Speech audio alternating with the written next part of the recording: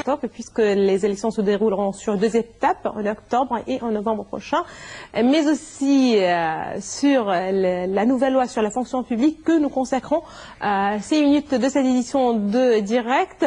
Donc nous avons le plaisir, justement pour parler de ces 2 dossiers, nous avons le plaisir d'avoir avec nous ce soir Monsieur Docteur Albert Tagnos. Bonsoir Docteur Tagnos. Bonsoir. Vous êtes président de la Fondation France-Égypte. Je rappelle aussi que vous êtes médecin comportementaliste. Bonsoir, vous êtes le bienvenu. Bonsoir, merci beaucoup.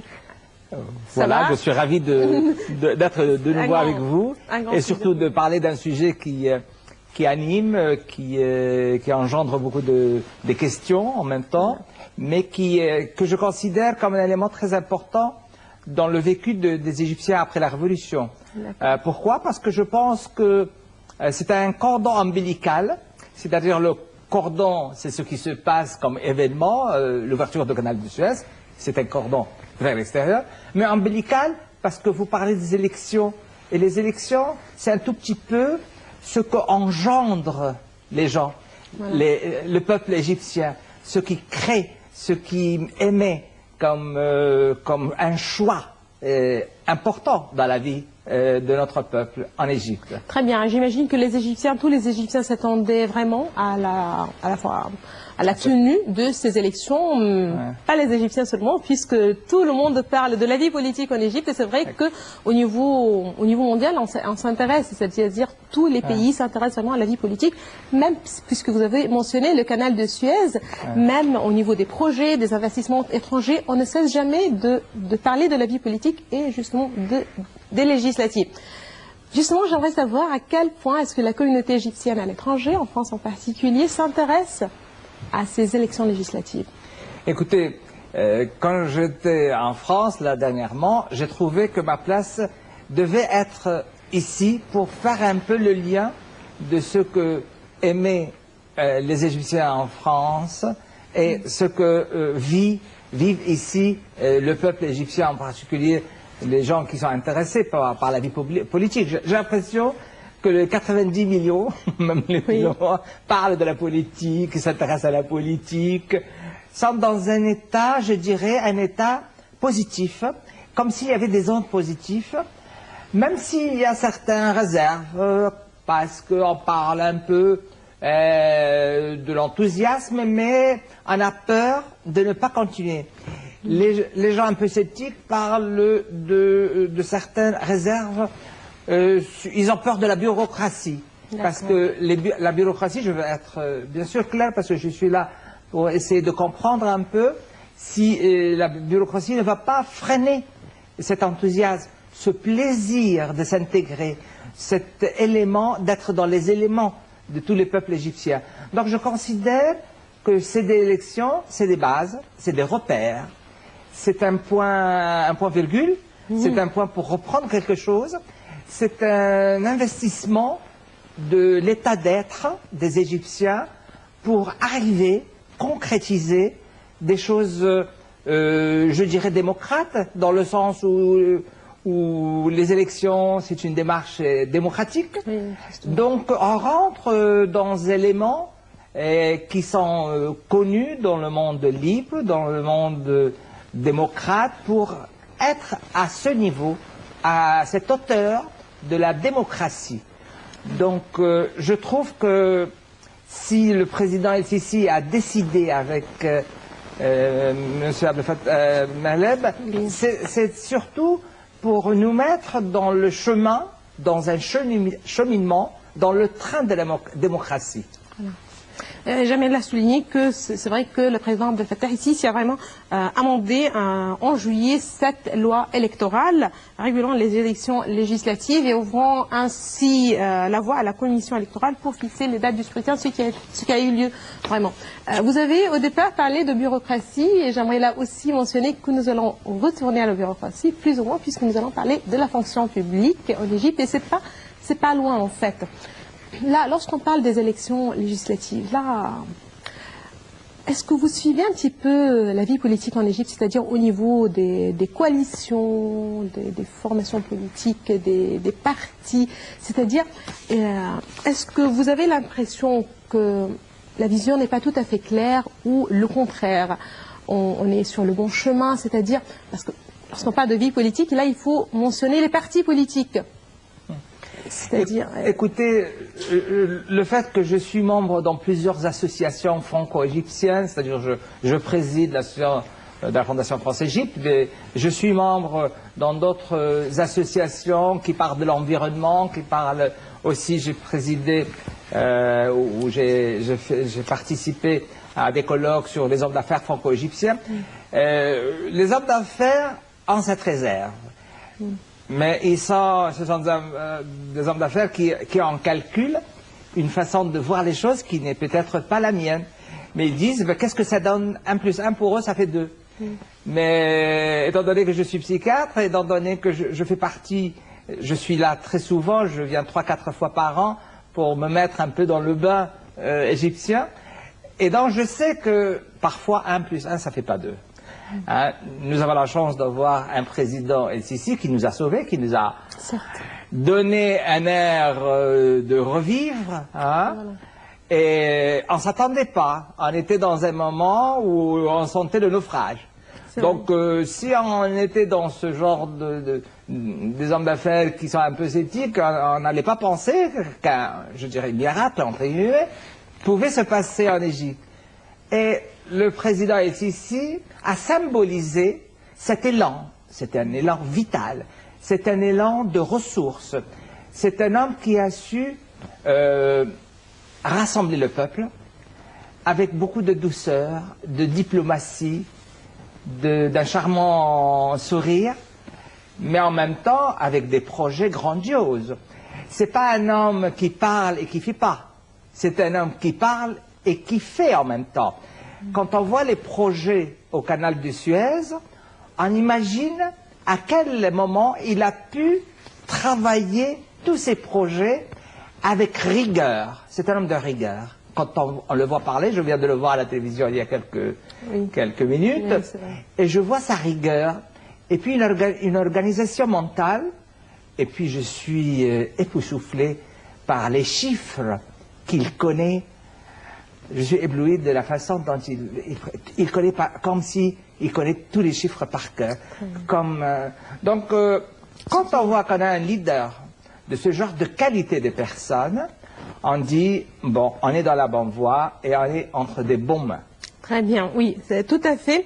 J'aimerais justement retourner aux élections, mais avant, je ferai des parenthèses ici, parlons vous avez mentionné les chiffres, vous avez mentionné les grands projets, là aussi, à souligner que peut-être on a aussi donné l'espoir que les Égyptiens sont capables, et s'ils le veulent, ils sont capables de réaliser quoi que ce soit, c'est-à-dire réaliser un projet dans quelques mois, 12 mois, c'est-à-dire un peu moins d'un an exact, c'est-à-dire qu'on est capable de réaliser, il faut justement avoir tout d'abord la volonté.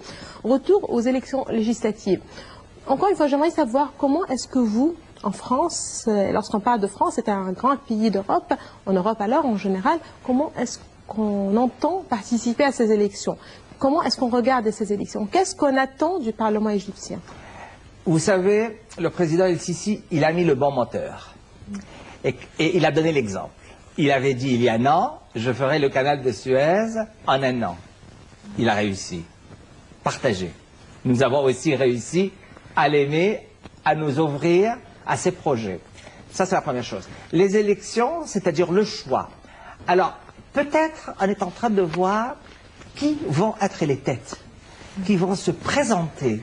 Est-ce qu'ils seront à la hauteur de ce que nous attendons? Maintenant, on est dans une nouvelle ère.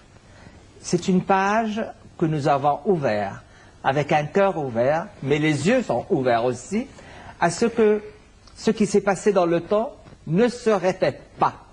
Parce qu'on ne peut pas se laisser faire sans rien faire.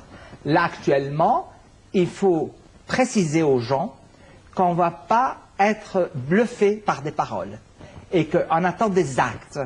Et des promesses sans actes seront certainement mortelles pour ceux qui les présentent. On ne va plus accepter des gens qui nous promettent la lune et qui ne font rien. Nous avons vu que le président, avec M. Mahleb, ont tenu parole et nous sommes maintenant ouverts à des présentations des élections et des choix qui vont être pas juste pour des têtes, pour présenter tout ça, non. On veut des gens qui travaillent.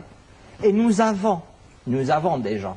Nous avons des hommes et nous avons des femmes qui peuvent être à la hauteur de l'événement, c'est-à-dire quand ils ont vu le canal du Suez, les projets que le président El-Sisi et M. Maleb ont présentés.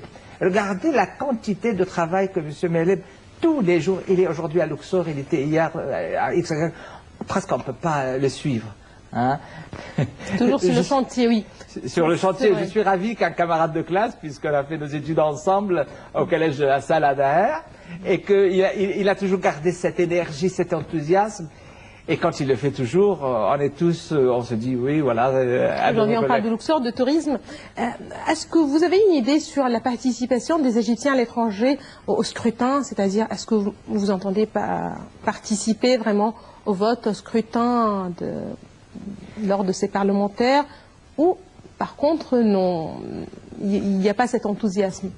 Écoutez, je veux être très très franc pour vous dire qu'il y a un travail à faire dans cette liaison entre l'ambassade, comme l'ambassade d'Égypte à Paris, et les 100 000 ou 150, je ne sais pas le nombre d'Égyptiens en France, mais c'est à peu près comme ça.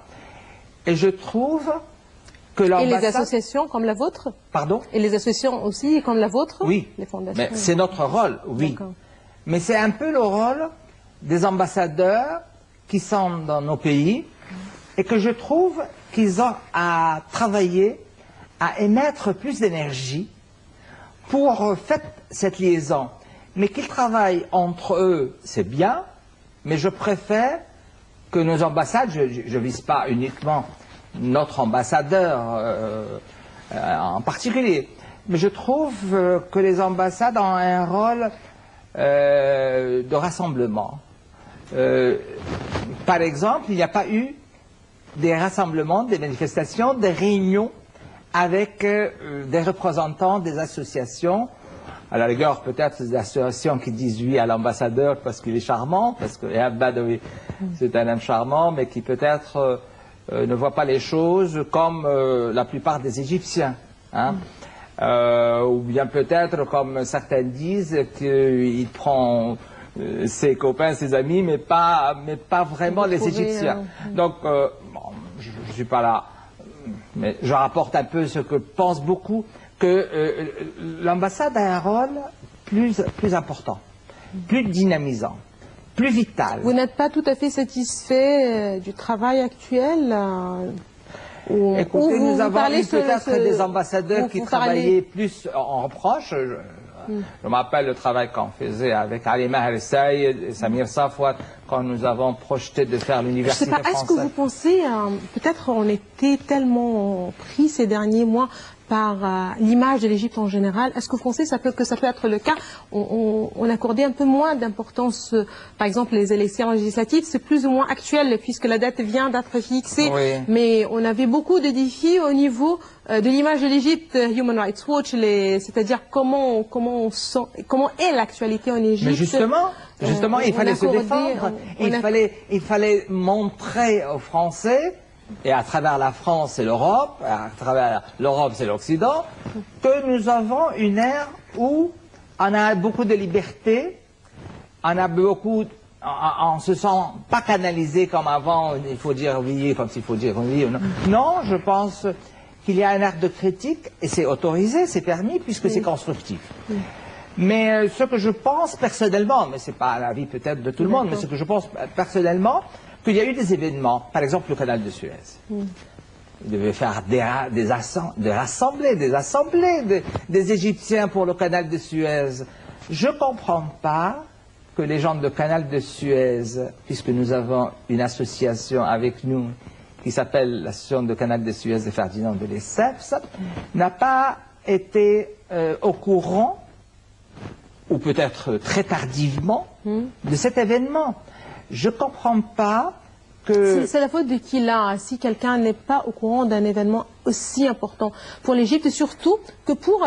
Ça a été À la fin. Surtout pour les Égyptiens en France, c'est le rôle de qui, puisque aussi l'Égypte et la France, il y a des liens très très étroits entre les deux pays. Oui, Si on mentionne la France en particulier, il y avait le président français, François Hollande, qui était Exactement. le seul président, chef d'État européen, assisté à la cérémonie d'inauguration. C'était côte à côte avec le président. Exactement. Et le Sisi. Pourquoi, en fait, je vous ai demandé surtout sur la participation des Égyptiens aux élections législatives, parce que lors des dernières élections, on parle des élections présidentielles par exemple, il y avait une bonne participation. On s'intéressait vraiment à l'Égypte, à ce qui se passe en Égypte. C'est le rôle des diplomates que nous envoyons, que les affaires étrangères envoient, ou les ministères correspondants, pour dynamiser ces personnes.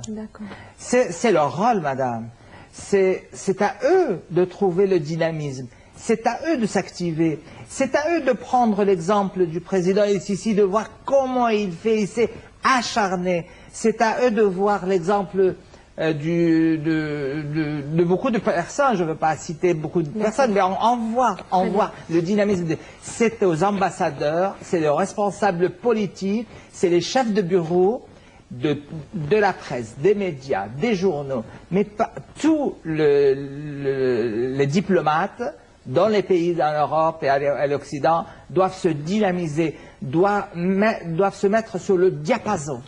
On est dans une révolution, et comme il a fait Maleb, aller dans des endroits où il n'est pas d'accord, comme il a été dans un hôpital ou clinique, où il a renvoyé des gens et tout ça, je pense qu'il faut à un moment donné être ferme. Très bien, voilà des remarques donc sur le travail, le rôle de la diplomatie égyptienne à l'étranger, vis-à-vis surtout de la communauté égyptienne à l'étranger.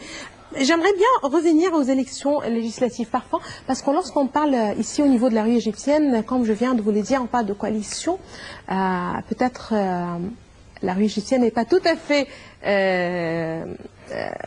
c'est-à-dire n'est pas au courant de toutes ces coalitions. J'imagine que ça va être, le cas va être encore plus compliqué pour les Égyptiens, à l'étranger.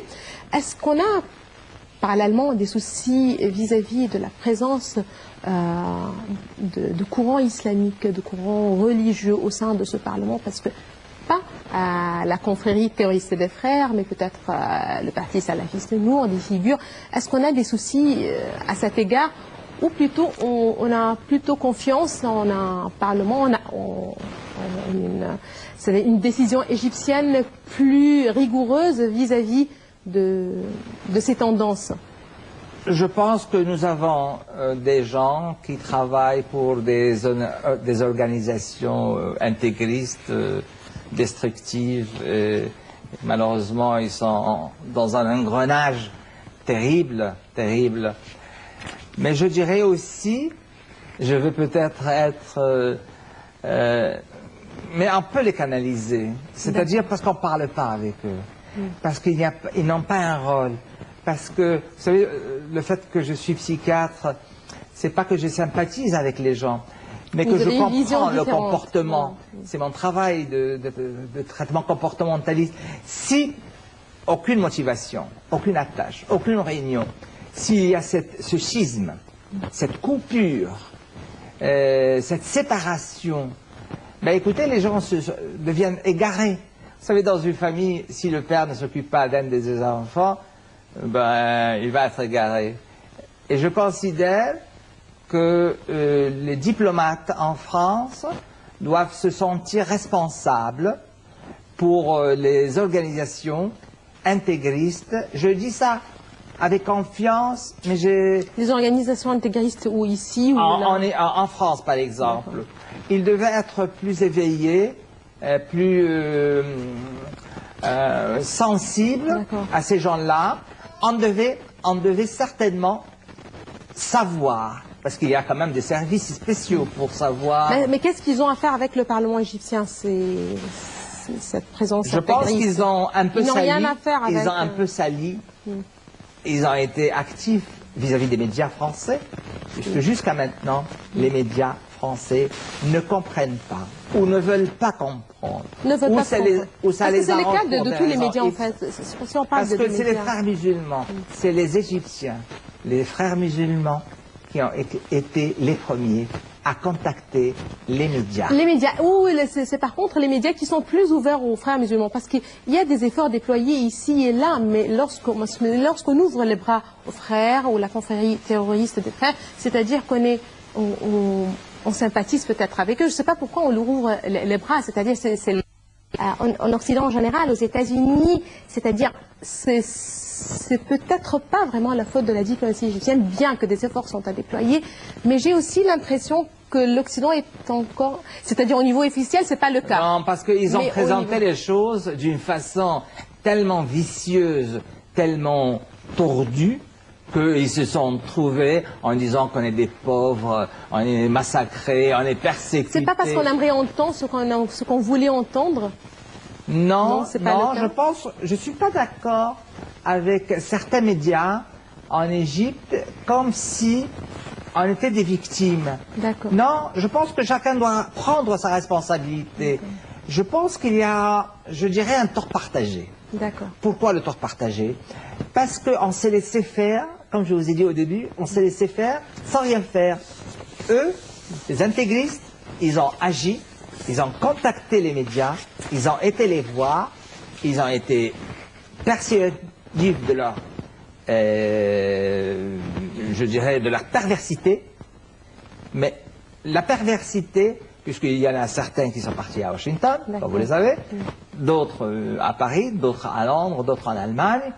Et donc, le fait qu'ils se sont à un moment donné un ego un peu fort, ils ont réussi à contacter ces médias. Et ils n'ont pas uniquement contacté, ils persévèrent. Ils persévèrent. Et c'est là le nœud du problème. C'est que nous devons déployer un effort diplomatique de très bon niveau. Et s'il faut changer quelqu'un, il faut le changer. Donc, il faut mettre des gens plus convaincus de leur travail à faire, il faut les mettre. Très bien, donc des efforts à déployer de la part de toutes les parties, à tous les niveaux, de la part de toutes les parties concernées, sans prendre en considération la position déjà prise de l'autre. Voilà. Si je vais rompre un petit peu, je vais revenir justement à ce sujet, mais vous me permettez d'enchaîner en fait, puisque le tout peut-être revient au même. On parle de développement, on parle d'amélioration, on parle d'un nouveau pas, on parle des élections législatives. On peut aussi parler de plan au niveau du gouvernement. On parle aujourd'hui de cette nouvelle loi sur la fonction publique, donc des pour et des contre, certes. J'aimerais bien vous proposer cette loi, des détails sur cette loi, et vous, chers téléspectateurs, puisque nous allons essayer de parler aussi de cette nouvelle loi sur la fonction publique et entre nous aussi et la France, quel lien, à quel point on est proche ou loin. Donc je vous rappelle que la nouvelle loi régissant la carrière et l'avancement des fonctionnaires a suscité des remous. D'importantes manifestations de fonctionnaires ont lieu depuis la semaine dernière au Caire. Les manifestations réclament l'abrogation de la loi et la démission des ministres auteurs du texte. Ça, c'est d'un côté. De l'autre côté, là, il faut dire qu'au niveau du gouvernement, on insiste ou on explique que cette nouvelle loi qui régisse la carrière et l'avancement des fonctionnaires est pour le bien du travail, des fonctionnaires, de la fonction publique en général. Donc, c'est un fardeau très lourd. Pas mal de développement, pas mal d'amendements, de travail à faire dans ce domaine. Il faut justement savoir comment est-ce qu'on pourra s'adapter, si c'est le cas.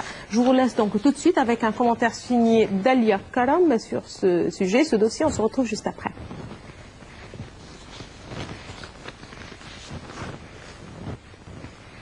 C'est la ratification d'une loi qui vise à refondre la fonction publique.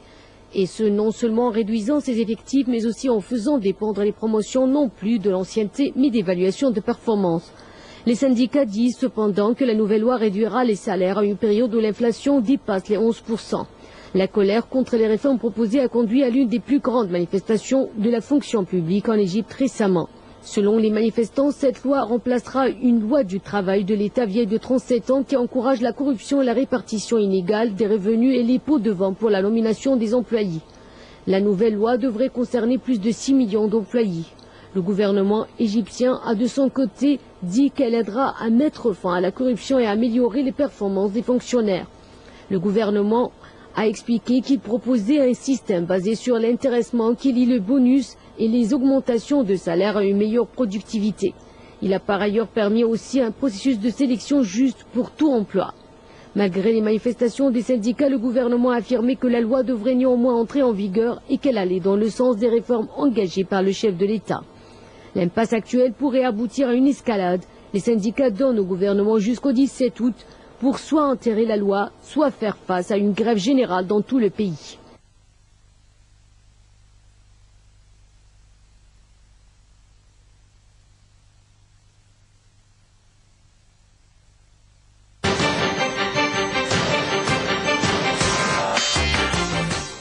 Voilà, de retour, nous allons justement enchaîner avec cette nouvelle loi sur la fonction publique. Mais avant, j'aimerais bien retourner à notre sujet concernant les élections législatives. Je rappelle justement que nous avons toujours le plaisir d'avoir avec nous Dr Albert Agnos. Je rappelle que vous êtes président de la Fondation France-Égypte. Et nous avons aussi en ligne, en direct, Dr Mona Makram Abaïd. Bonsoir docteur, vous faites partie, bien entendu, vous êtes partie de la vie politique en Égypte, ancien parlementaire. Bonsoir tout d'abord. Bonsoir. Bonsoir, docteur Mona. J'aimerais tout d'abord savoir comment est-ce que vous vous préparez à ces nouvelles élections parlementaires, législatives, donc prévues en octobre et en novembre prochain. Ben, vous savez qu'après l'annulation par la Cour constitutionnelle de la loi des élections, on a pris quelques bonnes semaines. Donc, ça a été des semaines de préparatifs, mais aussi des problèmes de querelles intestines, malheureusement, à l'intérieur des partis. Donc, la préparation se fait, mais se fait pas très flexiblement, je dois dire. Et pour le moment, la discussion, c'est sur la liste qu'on appelle la liste patriotique, la liste du gouvernement, finalement. Donc la participation ou la compétition pour les 120 sièges. Le reste, ce sont des sièges indépendants. Oui. Et donc, je pense que les indépendants prendront la majorité. Voilà. Très bien. J'imagine que c'est vrai, au niveau des partis, peut-être la vision n'est pas très claire, mais aussi au niveau de la rue. Est-ce que vous trouvez que la rue égyptienne est au courant de ce qui se passe au niveau des partis? C'est-à-dire, est-ce qu'on est vraiment prêt? C'est-à-dire, si les partis ne sont pas tout à fait prêts pour ces élections, bien qu'on avait assez le temps, comment va être la participation de la rue égyptienne? La rue égyptienne ne s'intéresse nullement à la politique des partis. Et ça, il faut le reconnaître aujourd'hui. D'abord, les partis n'ont aucune base sociale, aucune base populaire. Ils n'ont présenté aucun programme qui pourrait leur attirer des adhérents. Et donc, la rue vraiment ne s'intéresse pas du tout ni aux querelles des partis, ni même à l'objectif même des élections parlementaires. La rue aujourd'hui voudrait voir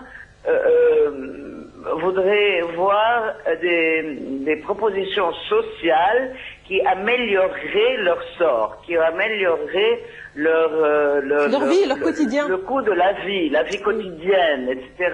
L'avenir de leurs enfants. Voilà ce qui les intéresse aujourd'hui. Et personne de ces partis ou de ces partis politiques n'aborde ce sujet, qui est pourtant un sujet brûlant et qui aurait pu leur apporter beaucoup d'adhérents s'ils s'étaient mis vraiment sérieusement, s'ils s'étaient sérieusement focalisés sur ces problèmes. Voilà. Très bien. Dr Mona Makram Abaïd, vous êtes très honnête, je dois le dire.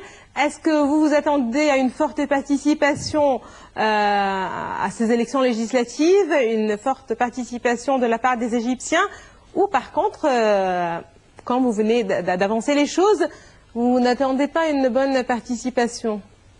Non, d'ici les élections, vous savez, il y a déjà quelques mois, et le public égyptien est assez volatile, donc avec une bonne préparation depuis maintenant, une préparation médiatique aussi, les gens iront voter. Je pense qu'il y aura un certain nombre, nous n'aurons pas ce que nous aurions espéré, une grande majorité qui irait voter, comme pour la Constitution ou comme il s'est passé il y a 2 ans pour les présidentielles.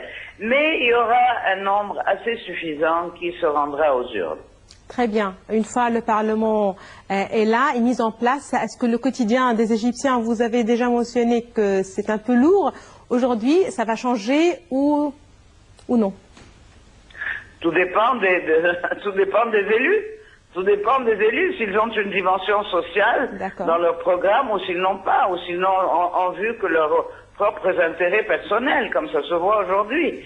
Donc aujourd'hui, ce sont les intérêts, c'est la dimension sociale qui préoccupe la majorité des Égyptiens aujourd'hui. Très bien. Une dernière question, Dr Mona Makram Abeid. J'aimerais savoir, selon vous, quelle est la première tâche du nouveau Parlement? Les premières tâches du nouveau Parlement, c'est de revoir toutes les lois qui ont été promulguées depuis 1 an. Et il faut que le Parlement ratifie ces lois. Très bien. Et donc, il faut que les élus aient une connaissance assez maîtrisée des lois. Très bien. Voilà. Quelle est la première loi révisée? Non, il n'y a pas de première ni de dernière. Il y a des lois. Ils ont 15 jours pour ratifier ces lois. Alors, il faut départager les lois selon leur importance, selon des groupes. On ne peut pas dire quelle loi est la plus importante. Toutes les lois sont importantes. Aujourd'hui, il y a la loi sur l'éducation, la loi sur la santé, il y a plusieurs lois qu'il faut revoir. Très bien. Est-ce que vous pensez qu'il pourrait y avoir une loi qui ne va pas être ratifiée? Non, je pense que c'est douteux. Très bien. Dr Mona Makram Abeid, je rappelle, vous faites partie de la vie politique, vous êtes ancien parlementaire. Merci beaucoup de votre intervention. Retour à vous, Dr Tanios. Comment avez-vous trouvé tout d'abord Elle a abordé un sujet qui m'intéresse beaucoup, c'est l'éducation. Je pense qu'il y a un travail énorme, un grand chantier. Je pense qu'il y a 2 ou 3 chantiers qu'il faut commencer à avoir. Le chantier de l'éducation, c'est très important parce que c'est toutes les générations, des générations des enfants, des adultes et tout. Il y a un autre chantier qui est plus sensible mais beaucoup plus grave, qui est un chantier qu'ils ont évoqué aujourd'hui. Ce qui pourrit la société égyptienne, c'est la corruption. D'accord. Et j'étais content aujourd'hui qu'on a abordé sans tabou. Hein?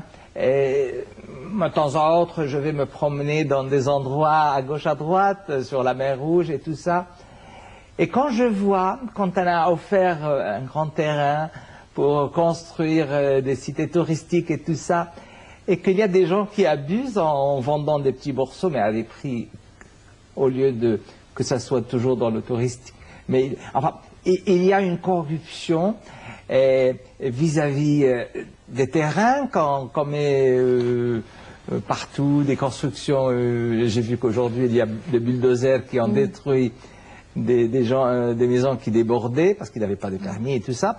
Je pense qu'il faut être dans la rigueur de la loi, et les gens qui construisent n'importe quoi, n'importe où, ils n'ont plus le droit. Hein, ça doit s'arrêter. Mais il y a aussi, vous avez parlé de la fonction publique.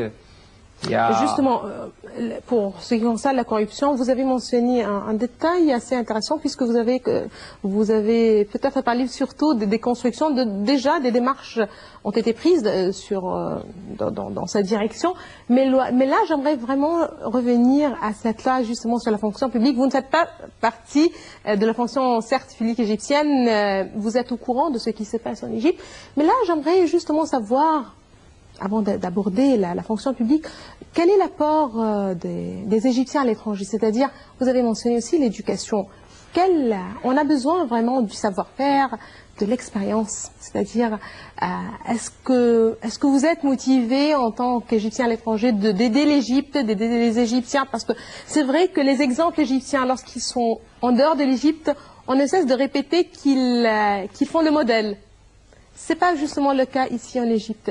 Qu'est-ce qui nous manque? Qu'est-ce que vous pouvez apporter Écoutez, je trouve que les centres, comme le centre culturel français en Égypte, il est très actif. Il fait beaucoup des choses, il ouvre ses portes à beaucoup des Égyptiens et c'est une phare, c'est de la lumière pour les gens qui veulent être dans la francophonie et rapporter ou étendre cette liaison extraordinaire depuis, je ne veux pas dire, mais depuis le temps, depuis Champollion, depuis Ferdinand de Lesseps. Moi, je dirais qu'ils ont construit des projets énormes pour notre civilisation, pour notre ère, pour nos enfants au canal de Suez. Il faut rappeler que c'est un projet aussi franco-égyptien. Hein. Oui. Champollion aussi était... Enfin, je veux dire que la participation française dans notre quotidien est énorme et que nous devons tous travailler et œuvrer pour que cette ouverture vers la France soit toujours à un niveau très fort. Le métro, c'est français, oui. Mais il y a beaucoup de choses. L'expérience. Vous êtes président de la Fondation France-Égypte. Cette fondation s'intéresse à quoi exactement? C'est-à-dire, alors, écoutez, nous avons été les premiers, avec notre ambassadeur Samir Safwad dans le temps, d'émettre l'idée d'une faculté française en Égypte. Et nous avons pris beaucoup d'années, beaucoup d'efforts, mais nous avens réussi à avoir une faculté française en Égypte. L'université française. Oui, l'université française. Je ne veux pas dire que c'est grâce à notre association, mais nous avons beaucoup travaillé et œuvré. On avait contacté des ministres, du président du Parlement, nous avons émis avec beaucoup des ministres dans le temps, mais aussi des ministres actuels. Nous avons beaucoup travaillé pour... Mais nous avons, d'autre part, nous avons donné aux Français, avec nos colloques qu'on fait souvent, très souvent. Je viens de faire le 24 juin un énorme colloque où il y avait 200 personnes, 200 personnalités françaises, des PDG des boîtes, pour donner l'image de l'action de ce qui se passe en Égypte actuellement. Très bien, ça c'est très important de vraiment refléter la réalité en Égypte, donner une bonne image, la vraie image de ce qui se passe en Égypte. Je vous remercie infiniment. J'ai invité une personne de très bon niveau sur le plan économique, M. Mounir Rabout, qui a participé et qui a parlé. Peut-être on va avoir l'occasion d'élaborer justement cette partie, ce dossier plus tard. Je vous remercie pour le temps infiniment, Dr Albert Tagnos. Je rappelle que vous êtes président de la Fondation France-Égypte. Vous êtes aussi médecin comportementaliste. Merci beaucoup d'avoir été parmi nous ce soir. Merci infiniment à vous et j'espère que la prochaine fois, nous allons émettre des choses beaucoup plus riche aussi sur le domaine de la relation France-Égypte. Bien sûr. Merci à vous, madame, monsieur. Merci à vous aussi de nous avoir suivis ce soir. Excellente soirée à toutes et à tous.